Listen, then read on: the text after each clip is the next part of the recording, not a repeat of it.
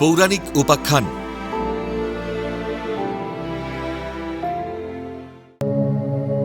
রাজা যযাতি ও দেবযানীর বিবাহ কিভাবে হয়েছিল?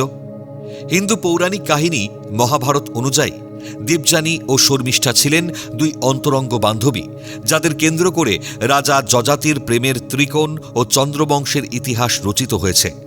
দেবযানী ছিলেন অসুরদের গুরু শুক্রাচার্য ও জয়ন্তীর কন্যা। অন্যদিকে শর্মিষ্ঠা ছিলেন অসুররাজ বৃষপর্বার কন্যা। দেবযানী ও শর্মিষ্ঠার মধ্যে বন্ধুত্ব, প্রেম ও পারিবারিক সম্পর্ক ছিল গভীর। এরা একে অপরের পরিপূরক এবং একই সাথে প্রতিদ্বন্দ্বীও ছিলেন। ছোটবেলায় তারা খুব ভালো বান্ধবী ছিলেন। একদিন স্নান করার সময় ভুল করে শর্মিষ্ঠা দেবযানীর পোশাক পরে ফেলেন। দেবযানী এতে ক্ষুব্ধ হয়ে ব্রাহ্মণ কন্যার গায়ে হাত দিয়ে অপমান করার অভিযোগ তোলেন। অপমানিত হয়ে শর্মিষ্ঠা ও দেবযানীর মধ্যে বিবাদ শুরু হয়।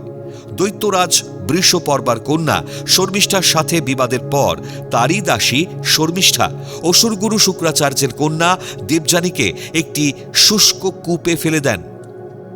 সেই সময় শিকার করতে গিয়ে পথ ভুলে রাজা যযাতি সেই কূপের কাছে উপস্থিত হন। কূপের ভেতর থেকে দেবযানীর আর্তনাদ শুনে রাজা তার নিজের উত্তরীয় বা বস্ত্রখণ্ড কূপের গভীরে ঝুলিয়ে দেন। সেই বস্ত্রখণ্ড ধরে ও রাজার সাহায্যে দেবযানী কূপ থেকে ওপরে উঠে আসেন। উদ্ধার পাওয়ার পর দেবযানী যযাতির মহানুভবতায় মুগ্ধ হন এবং তাকে বিবাহ করার প্রস্তাব দেন। এই ঘটনার প্রায়শ্চিত্ত করতে এবং অসুররাজ বৃষপর্বা শুক্রাচার্যের প্রতি সম্মান জানাতে ও শর্মিষ্ঠাকে শাস্তি দিতে বাধ্য হয়ে শর্মিষ্ঠাকে দেবযানীর দাসী হিসেবে নিযুক্ত করেন। পরবর্তীতে এই ঘটনার জের ধরেই রাজা যযাতির সাথে দেবযানীর বিবাহ সম্পন্ন হয়। চন্দ্রবংশীয় রাজা যযাতি যখন দেবযানীকে বিয়ে করেন, তখন যৌতুক বা দাসী হিসেবে শর্মিষ্ঠাও যযাতির সঙ্গে যান। মহর্ষি শুক্রাচার্য যখন তার কন্যা দেবযানীর সাথে রাজা যযাতির বিবাহ দেন, তখন তিনি যযাতিকে একটি অত্যন্ত গুরুত্বপূর্ণ ও কঠোর শর্ত দিয়েছিলেন।